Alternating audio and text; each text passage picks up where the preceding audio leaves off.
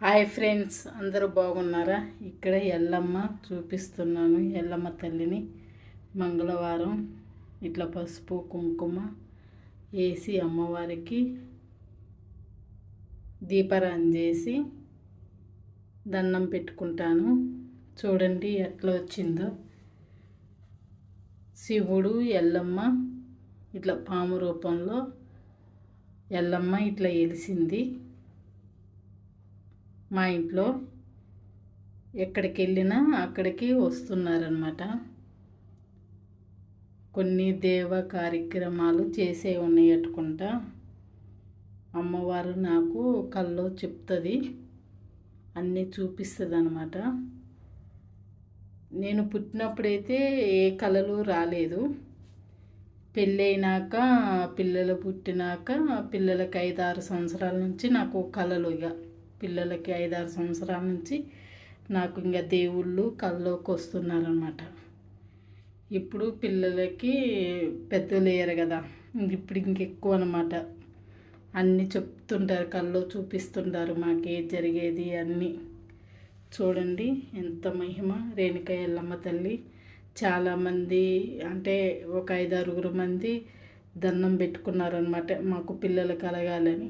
అట్లా వాళ్ళకి మంచిగానే పిల్లలు పుట్టారన్నమాట. వాళ్ళ పిల్లలకి అట్లా అమ్మవారి దయ. నిజంగా అండి, పిల్లలు లేని వాళ్ళకి ఈ అమ్మవారికి దండం పెట్టుకుంటే పిల్లలు పుడతారు.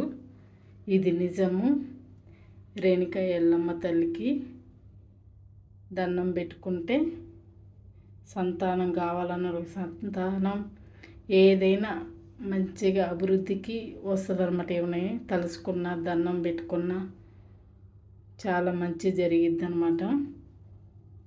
చూడండి, ఇంకప్పటి నుంచి మాకు ఇప్పుడు ఇంకెక్కువ అనమాట. అమ్మవారు ఇట్లా కొన్ని చేయాలి ఇట్లని బాగా నాకు కల్లోకి చూపిస్తుంటారు అనమాట. అన్నీ దైవశక్తి అనేది ఇంకెక్కువ పెరిగిపోయింది ఇప్పుడు. ఇంకా పిల్లలు మ్యారేజ్కున్నారు, మ్యారేజ్ చేసి కానీ ఇక భగవంతుని ఇంకా బాగా మంచిగా ఇంకా గట్టిగా పూజలు అన్నీ చేయాలి. అమ్మవారిని శాంతింపజేయాలి, గుడి కట్టేయటం అవన్నీ చేయాలన్నమాట. ప్రతి శుక్రవారము మంగళవారము, ఎక్కువ మంగళవారం కొబ్బరికాయ కొడతా.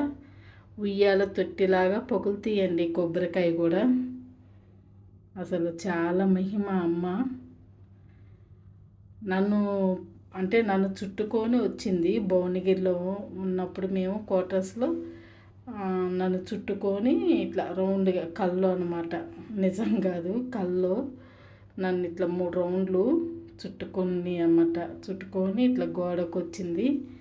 మేము ఎక్కడికి వెళితే ఇంకా అక్కడికి ఇట్లా గోడకి, ఇది మా సొంత ఇల్లుగా, రెంటిళ్ళకి అట్లా పోతే రాలేదు. వేరే విధంగా కల్లో కనిపిస్తూ ఉండేది. అక్కడక్కడ బయట పాములు కనిపించేవి. ఇప్పుడు మా సొంత ఇల్లు కదా ఇది. సొంత ఇల్లు అయ్యేసరికి ఇంక అమ్మవారు వచ్చేసిందనమాట. ఈ సొంత ఇల్లు కూడా భగవంతుడి, అంటే వాళ్ళు రావటానికే, ఎల్లమ్మ రావటానికి వాళ్ళే అంటే కొనేటట్టు పేరేపిచ్చారు. ఇది కొనుక్కోండి అన్నట్టు, ఇటు వెళ్ళండి అన్నట్టు అన్ని సిగ్నల్ ఇచ్చారనమాట. ఎల్లమ్మ గురించి చెప్పాలంటే చాలా విషయాలు ఉన్నాయి. నేను మళ్ళీ తర్వాత చెప్తాను. పూజ చేసుకుందామని వీడియో ఒకసారి చేద్దామని తీస్తున్నాను. నాకు తరబడవుతుంది మాటలు. చూడండి, ఇదంతా పసుపు కుంకుమ ఎత్తి ఒక పక్కకు పెడతాను. మేము రోజు పెట్టుకుంటాను అన్నమాట అమ్మవారిది. ఇంకా మంగళవారం ఇట్లా పసుపు కుంకుమ బాగా చల్లుతాను అన్నమాట అమ్మవారికి.